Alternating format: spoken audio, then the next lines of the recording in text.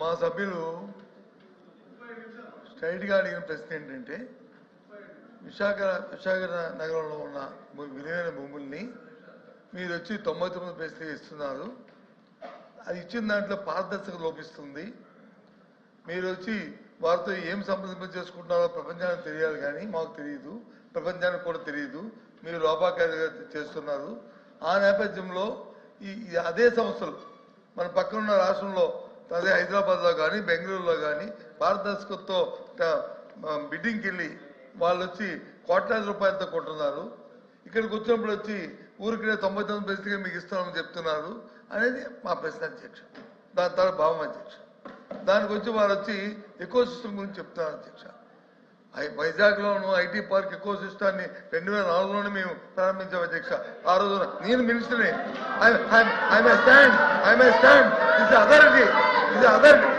IT park ని ఐటీని మీరు స్థాపించారు. బీజేపీ అధ్యక్ష. మీరు కాదు మీ నాన్నగారు వాళ్ళు చెప్తారు, మీ తండ్రి గారు వాళ్ళు చెప్తారు. 2014, 2019 ఏం చేయాలో చెప్పండి. ఏదైతే 2019లో అధ్యక్ష 2019లో జగన్మోహన్ రెడ్డి అధికారంలోకి వచ్చిన తర్వాత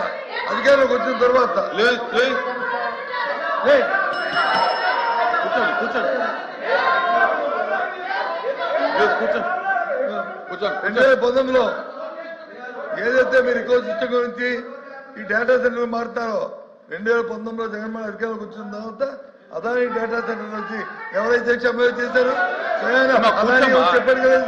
ఇది తెలియదు అధ్యక్ష. అయినప్పటికీ కూడా వాటి గురించి సంప్రదింపు చేయడానికి, డిస్కస్ చేయడానికి దీని మీద సపరేట్ డిబేట్ తెచ్చుకుంటా బిజినెస్ సెక్టర్తో. కానీ ఈరోజు ఈ ప్రశ్నకి ఈ ప్రభుత్వం లోపాకారిగా మీకున్న లావాదేవీలతో మీ స్వార్థ ప్రయోజనాల కోసం అధ్యక్ష చెప్తాను అధ్యక్ష. వైజాగ్ గీతం భూములు అధ్యక్ష, వాళ్ళ కుటుంబానికి వచ్చి 5,000 కోట్ల భూముల్ని ఏ రకంగా అపరంగా కట్టబెడతారు అధ్యక్ష?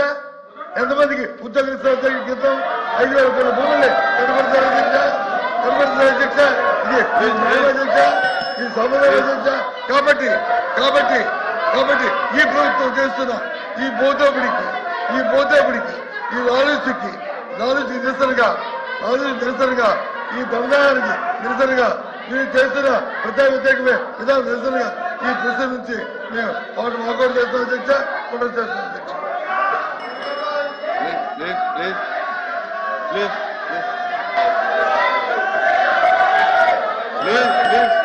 మంత్రి గారు అధ్యక్ష ప్లీజ్